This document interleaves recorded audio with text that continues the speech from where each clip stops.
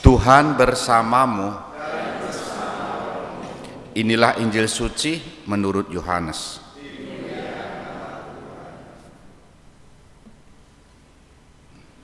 Dalam amanat perpisahannya, Yesus berkata bahwa akan tiba saatnya bahwa ia tidak lagi berbicara dengan memakai kiasan.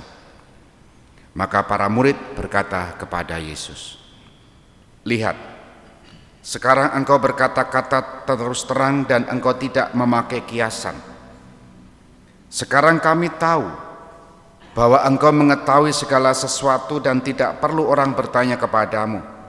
Karena itu kami percaya bahwa engkau datang dari Allah." Jawab Yesus kepada mereka, "Percayakah kamu sekarang? Lihat, saatnya datang, bahkan sudah datang, bahwa kamu dicerai-beraikan masing-masing ke tempatnya sendiri, dan kamu meninggalkan aku seorang diri. Namun, aku tidak seorang diri sebab Bapa menyertai aku.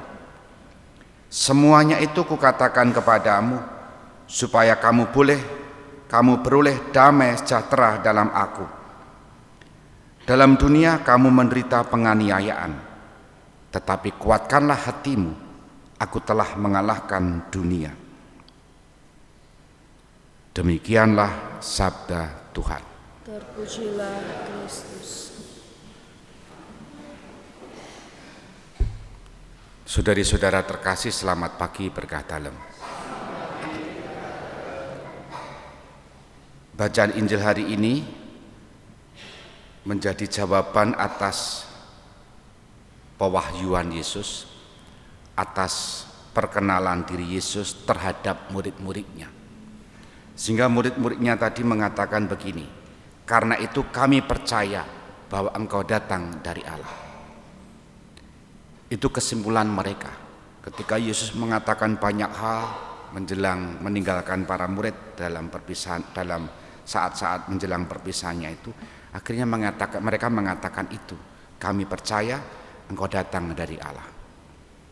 Namun kepercayaan itu tidak serta-merta mulus-mulus saja. Yesus sudah mengingatkan bahwa saatnya nanti kalian akan dicerai-beraikan masing-masing ke tempatnya sendiri dan kamu meninggalkan aku seorang diri. Kita diingatkan peristiwa Emmaus misalnya, peristiwa-peristiwa para murid pulang setelah Yesus dibunuh misalnya, tercerai-berai ke tempatnya masing-masing, kembali pada mata pencaharian awal. Apa itu? Nelayan. Artinya apa? Sekali lagi, kepercayaan mereka tidak serta-merta mulus-mulus saja. Justru tantangannya adalah ketika sudah tidak lagi bersama dengan Yesus secara fisik, mereka tercerai-berai.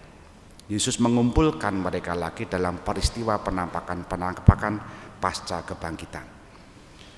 Saudari-saudara terkasih, apa poinnya? Yesus sudah mengingatkan. Tetapi pesan lagi yang dikuatkan, yang menonjol hari ini dalam bacaan hari ini adalah, dalam dunia kamu menderita penganiayaan, tetapi kuatkanlah hatimu, aku telah mengalahkan dunia. Refleksi untuk kita yang hidup pada zaman sekarang adalah, apakah situasinya masih sama? Mungkin beda, tantangannya juga berbeda. Paulus dalam bacaan pertama tadi juga kita mendengarkan bagaimana memberitakan kerajaan Allah itu juga mendapatkan tantangan banyak hal. Dan tadi peristiwa pencurahan Roh Kudus untuk orang-orang yang baru, yang semula dibaptis Yohanes, akhirnya menjadi dicurai roh seperti yang Yesus katakan, membaptis dengan roh. Nah, dalam zaman sekarang tentu tantangannya berbeda, tetapi poinnya bisa kita pegang sama. Kuatkanlah hatimu, aku telah mengalahkan dunia. Sabda Yesus ini bisa dijadikan pegangan untuk hidup kita, utamanya dalam peristiwa apa? Peristiwa-peristiwa yang barangkali membuat kita ciut hatinya. Saat kita mengakui sebagai orang Katolik, mempercayai Yesus sebagai penyelamat kita yang datang dari atas, dari Allah, tapi serentak juga kita dikucilkan. Pengalaman itu masih ada. Belum lama lagi kita juga mendengar berita Rosario saja juga digeruduk dan dilukai atau terluka. Belum banyak kisah-kisah di tempat lain yang barangkali membuat kita ciut dan bahkan mengingkari bisa jadi saya bukan pengikut Kristus hanya untuk demi amannya. Yesus mengingatkan kita, dalam dunia kamu menderita penganiayaan, tetapi kuatkanlah hatimu, aku telah mengalahkan dunia. Moga-moga kita juga dikuatkan dalam sabda ini, dalam situasi apapun atas resiko iman kita tetap kuat dan tabah karena Yesus telah mengalahkan dunia. Kita hening sejenak.